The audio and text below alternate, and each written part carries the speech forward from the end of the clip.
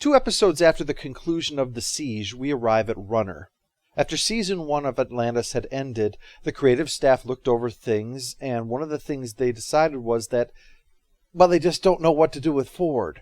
He's a main character, and yet he was coming across like less of one than Zelenka was. There was little that Rainbow Sun Franks could do about that. He certainly gave the character the desired enthusiasm combined with military seriousness that was on the page. But Ford just wasn't anything particularly noteworthy. But that's only really a problem because, as a member of the primary team, he is a focal point. When you get down to it, though, Ford really isn't all that dissimilar to Major Lorne, who first appears in this episode, actually, and who would appear in 6 to 8 episodes a season, plus do on SG-1. And yet, he would do that while Ford was being written out of the show, basically. Why?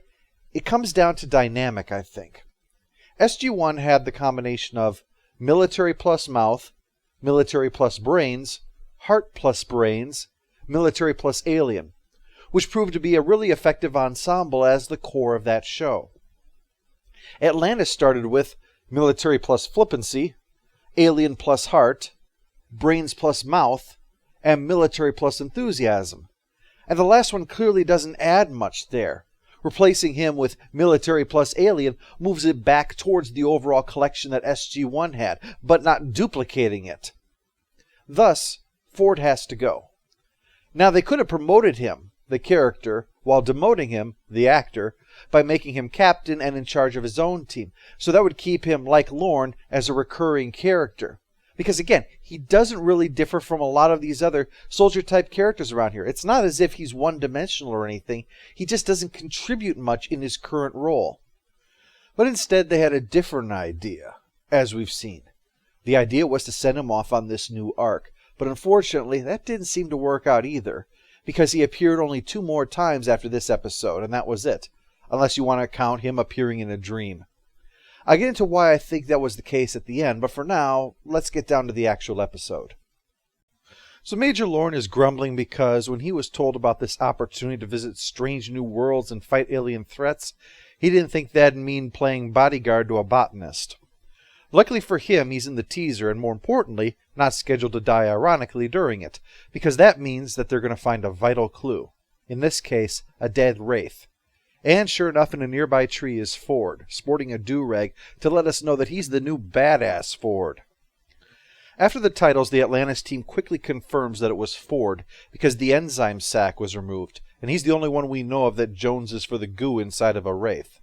Naturally, they plan to go rescue him, or at the very least, trank him and drag him back to Atlantis in a straitjacket, but Colonel Caldwell is concerned that Ford's instability and drive to seek out the Wraith compromises Atlantis. His point is that if it looks like Ford is going to prove a threat to the city, then Shepard is obligated to put him down. You didn't seem to have a problem with Mercy when it came to Colonel Sumner. People are never going to let that go. Kill one commanding officer and they'll just rub your face in it forever. But Shepard's going anyway and brings lots of backup, including Rodney, who himself brings 2 things. An explanation for why their sensors aren't going to help here.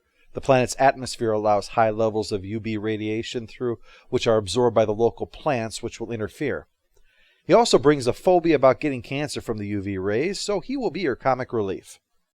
Shepard makes note of the weird discrepancy here. I mean, there's just the one dead Wraith, and yet the Wraith are a hive. So why are there no signs of more of them having been around here? I mean, granted, Shepard's no Ranger of the North, but you'd think there'd be signs of a larger fight than this here. Taylor, though, has the tracking skills and is able to follow the trail of somebody who left the fight, presumably Ford. But given how he was last time, they're naturally antsy.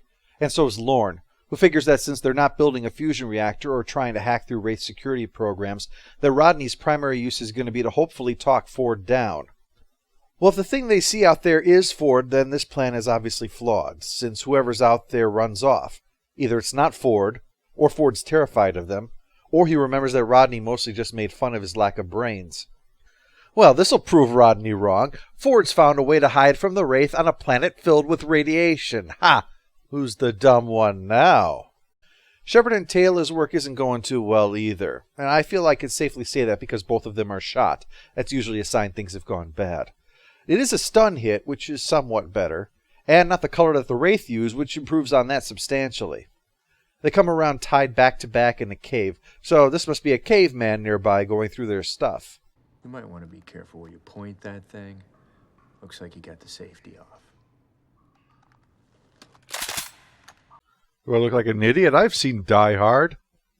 After Shepard and Taylor introduce themselves, the caveman identifies himself as Ronon, because Conan is a name that a pussy would settle for. Shepard's surprised at his military rank. Seems that before he went into the lucrative caveman gig, he was a soldier. Not that it's going to make a difference. Look, the men guarding the Stargate are highly trained soldiers armed with deadly weapons.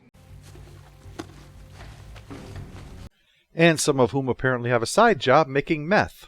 Look, we didn't come here looking for trouble.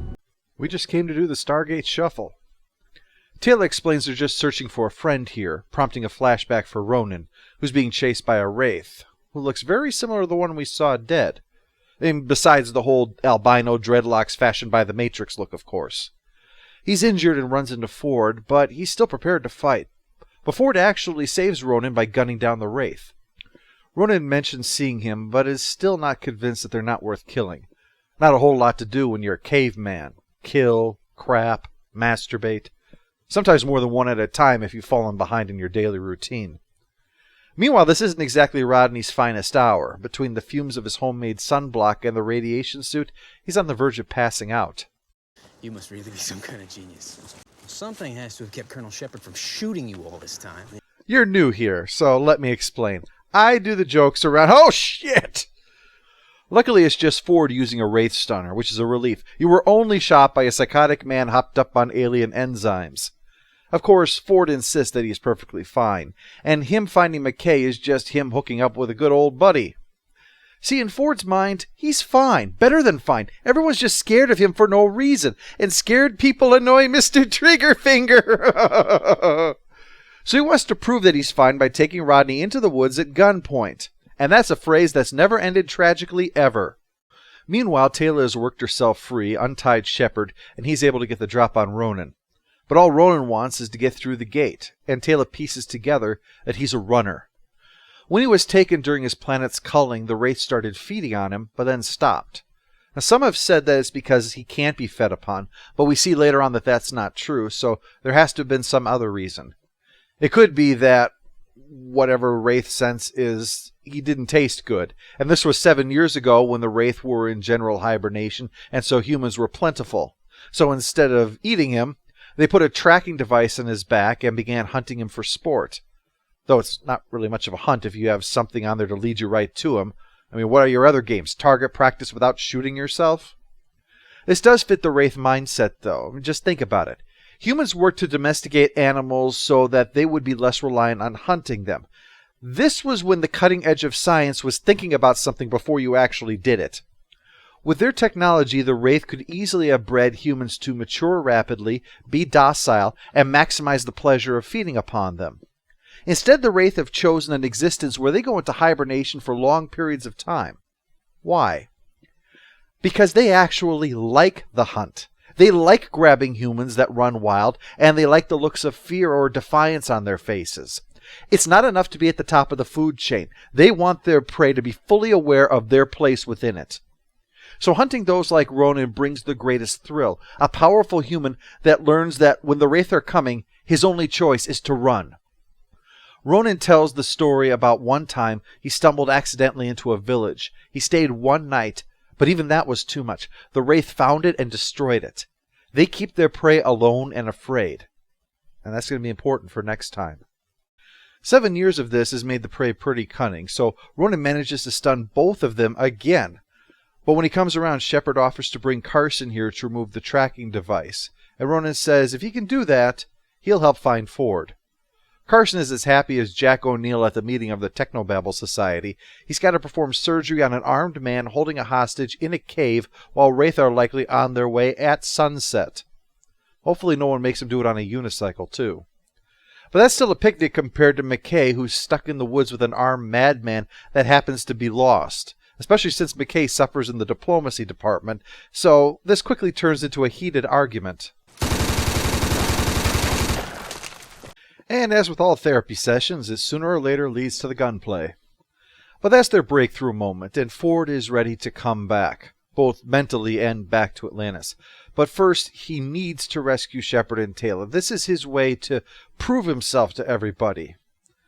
This plan, though, continues to not work well because Ford is so lost that Shepard has time to get to a jumper, pick up Carson, bring him back out to the cave to complain about how much this all sucks, and then wait until sundown to begin the operation. The best time to perform spinal surgery. Oh, and let's get some dirt in that wound. That'll help. Meanwhile, the situation between Ford and McKay has had another downturn. And another moment of perfect timing for McKay. The Wraith pick now to a ride. And the coup de grace?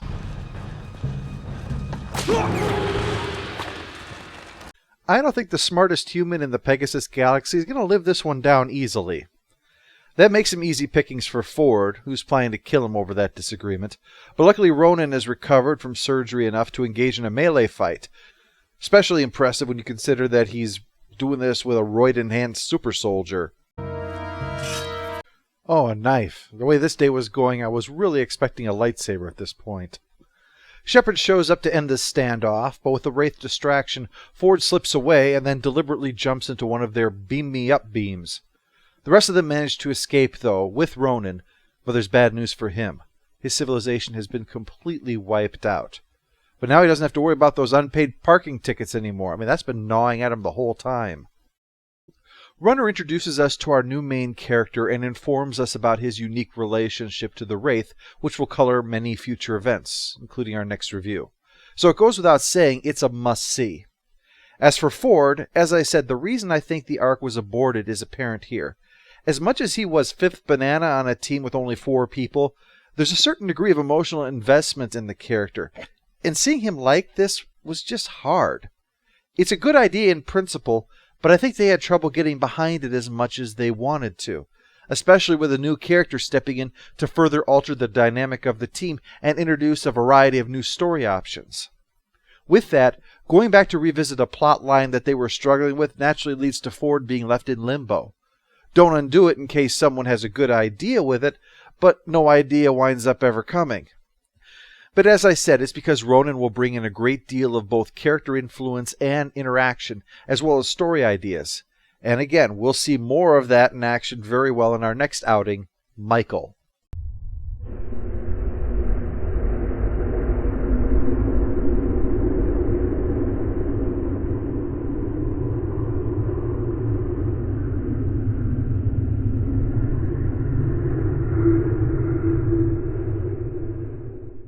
All hail the Overlord! All hail the Overlord! Kill! When did this escalate to killing? When you shot me. It's a flesh wound. I knew it wasn't gonna hurt you. You're super force.